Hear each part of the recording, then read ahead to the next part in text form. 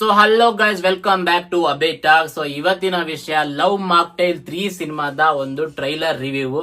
So ನೀವ್ ಏನಾದ್ರೂ ಹೇಳಿ, ಡಾರ್ಲಿಂಗ್ ಕೃಷ್ಣ ಅವ್ರನ್ನ ಗಟ್ಸ್ ಅಂತೂ 100% ಒಪ್ಕೊಳ್ಳೇಬೇಕು.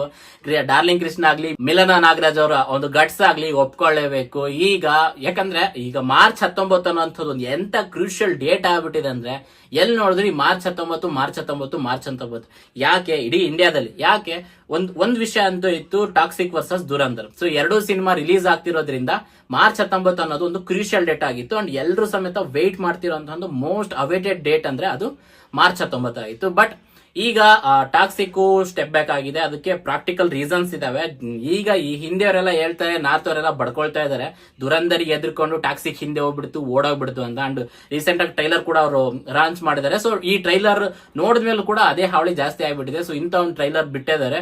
ಸೊ ಫೈನ್, ಅದ್ರ ಬಗ್ಗೆ ನಾವು ಮಾತಾಡ್ತಿಲ್ಲ. ಅದ್ರ ಬಗ್ಗೆ ನಾನು ಇನ್ನೊಂದು ವಿಡಿಯೋ ಮಾಡಿ ತಿಳಿಸ್ಕೊಡ್ತೀನಿ, ನಿಜವಾಗ್ಲೂ ಹೆದರ್ಕೊಂಡೇ ಹೋಗಿದ್ದ ಅಥವಾ ಏನಾಯ್ತು ಅಂತ ಹೇಳಿ. ಸೊ ಇಂಥ ಒಂದು ಡೇಟ್ಸ್ ಅನ್ನ ಯಾವ ಸಿನಿಮಾಗಳು ಬರ್ತಾ ಇರಲಿಲ್ಲ, ಜಸ್ಟ್ ಬಿಕಾಸ್ ಆಫ್ ದುರಂಧರ್ ಸಿನಿಮಾ. ಸೊ ದುರಂಧರ್ ಸಿನಿಮಾ ಬರ್ತಾ ಇದೆ, ಯಾರು ಬರದ್ ಬೇಡ ಅಂತ ಹೇಳಿ ಬೇರೆ ಇಂಡಸ್ಟ್ರಿಗಳಿಗೂ ಸಮೇತ ಡಿಸೈಡ್ ಆಗಿದ್ರು ಏನೋ, ಅವ್ರವ್ರೆ ರೀಸನ್ಸ್ ಗಳನ್ನ ಇಟ್ಕೊಂಡು ಸ್ಕಿಪ್ ಮಾಡ್ತಾ ಇದ್ರು.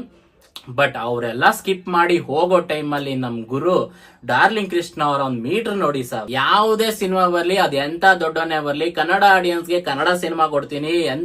ಯುಗಾದಿ ಅಂದ್ರೆ ನಮ್ಗೆ ಏನು ಮೇನ್ ಹಬ್ಬ ಬಂದ್ಬಿಟ್ಟು ಯುಗಾದಿಗೇನೆ ಯಾವ ಸಿನಿಮಾಗಳು ರಿಲೀಸ್ ಆಗ್ತಿಲ್ಲ, ಅದ್ರಿಗೂ ಮೇನ್ ಹೀರೋಗಳು ಸಿನಿಮಾಗಳು ರಿಲೀಸ್ ಆಗ್ತಿಲ್ಲ.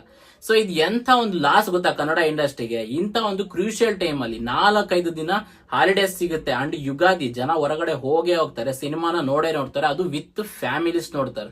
ಸೊ ಈ ತರದೊಂದು ಟೈಮ್ ಅಲ್ಲಿ ಟಾಕ್ಸಿಕ್ ಇತ್ತು. ಓಕೆ, ಟಾಕ್ಸಿಕ್ ಇರೋದ್ರಿಂದ ಯಾರು ಅನೌನ್ಸ್ ಮಾಡ್ಕೊಂಡಿರ್ಲಿಲ್ಲ, ಫೈನ್. ಬಟ್ ಟಾಕ್ಸಿಕ್ ನಾವೀಗ ರಿಲೀಸ್ ಮಾಡ್ತಿಲ್ಲ ಅಂತ ಗೊತ್ತಾದ ತಕ್ಷಣನೇ ಇಮಿಡಿಯೇಟ್ ಆಗಿ ಡಾರ್ಲಿಂಗ್ ಕೃಷ್ಣ ಅವರು ಟಾಕ್ಸಿಕ್ ಬಂದಿಲ್ಲ ಅಂದ್ರೆ ಅಷ್ಟು ಹೋಯ್ತು, ನಾನ್ ಬರ್ತಿದ್ದೀನಿ ಅಂತ ಹೇಳಿ ಬರ್ತಾ ಇದಾರಲ್ಲ, ನಿಜವಾಗ್ಲೂ hats off, super great.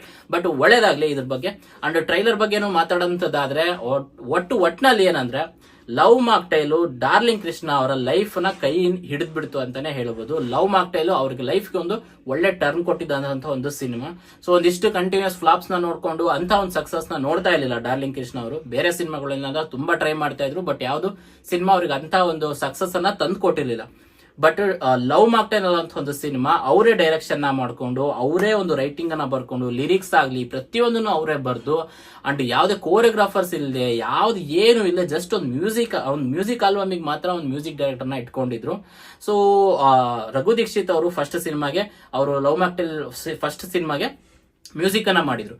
So ಇದೆಲ್ಲದನ್ನು ಮಾಡ್ಕೊಂಡು ಅವರೇ ಒಂದು ಸಿನಿಮಾನ ರಿಲೀಸ್ ಕೂಡ ಮಾಡ್ಕೊಂಡ್ರು. ಅಂಡ್ ರಿಲೀಸ್ ಮಾಡಿ ಒಂದೊಳ್ಳೆ ಸದ್ದು ಮಾಡಿದ್ರು, ಒಂದೊಳ್ಳೆ ಸಕ್ಸಸ್ ನ ನೋಡಿದ್ರು.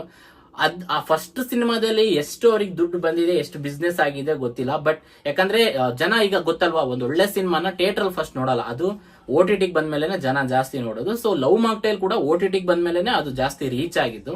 ಈ ರೀತಿ ಒಂದು ಲವ್ ಮಾಕ್ಟೈಲ್ ಅನ್ನುವಂಥ ಒಂದು ಸಿನಿಮಾ ಇದೆ, ಸಾಂಗ್ಸ್ ಚೆನ್ನಾಗಿದಾವೆ, ಎಲ್ಲವೂ ಚೆನ್ನಾಗಿದಾವೆ. ಬಟ್ ಈ ಫ್ರಾಂಚೈಸಿನ ಇಟ್ಕೊಂಡು ಅವರು ಲವ್ ಮಾಕ್ಟೈಲ್ 2 ನ ಮಾಡಿದ್ರು. ಅಂಡ್ ಲವ್ ಮಾಕ್ಟೈಲ್ 2 ಅಲ್ಲಿ ಅವ್ರು ಒಳ್ಳೆ ದುಡ್ಡನ್ನ ಮಾಡ್ಕೊಂಡ್ರು. ಸೊ ಬಿಸ್ನೆಸ್ ಬಗ್ಗೆ ನಾನು ಮಾತಾಡ್ತಿಲ್ಲ, ಬಟ್ ಏನೇ ಅಂತ ಹೇಳಿದ್ರು, ಒಂದು ಫ್ರಾಂಚೈಸ್ ಕ್ಲಿಕ್ ಆದಾಗ, ವರ್ಕೌಟ್ ಆದಾಗ, ಅದರ ಒಂದು ನೆಕ್ಸ್ಟ್ ಪಾರ್ಟ್ ಅನ್ನ ವರ್ಕೌಟ್ ಮಾಡ್ಕೊಳ್ಳೋದು ಕೂಡ ಸಿನಿಮಾ ಎಕ್ಸಲೆನ್ಸ್ ಇರ್ಬೋದು. ಬಟ್ ಇವತ್ತಿನ ದಿವಸಕ್ಕೆ ಅದು ಓವರ್ ರೇಟ್ ಆಗ್ತಾ ಇದೆ. ಬಟ್ ಬಿಸ್ನೆಸ್ ಪರ್ಸ್ಪೆಕ್ಟಿವ್ ಇಲ್ಲಿ ನೋಡೋಂಥದ್ದಾದ್ರೆ ಅದೊಂದು ಒಳ್ಳೆ ಡಿಸಿಷನ್. ಸೊ ಲವ್ ಮಾಕ್ಟೈಲ್ 2 ಎಷ್ಟು ಜನಕ್ಕೆ ಹೇಗ್ ವರ್ಕ್ ಆಗಿದೆಯೋ ಗೊತ್ತಿಲ್ಲ, ಬಟ್ ನನಗೆ ಮಾತ್ರ ಅಷ್ಟು ವರ್ಕ್ ಆಗ್ಲಿಲ್ಲ. ಜಸ್ಟ್ ಬಿಕಾಸ್ ಅವರೊಂದು ಫ್ರಾಂಚೈಸ್ ಇದೆ ಅಂತ ಹೇಳಿ. ಲವ್ ಮಾಕ್ಟೈಲ್ ತುಂಬಾ ಚೆನ್ನಾಗಿತ್ತು, ಅದೊಂದು ಒಳ್ಳೆ ಎಂಟರ್ಟೈನಿಂಗ್ ಮೂವಿ ಆಗಿತ್ತು.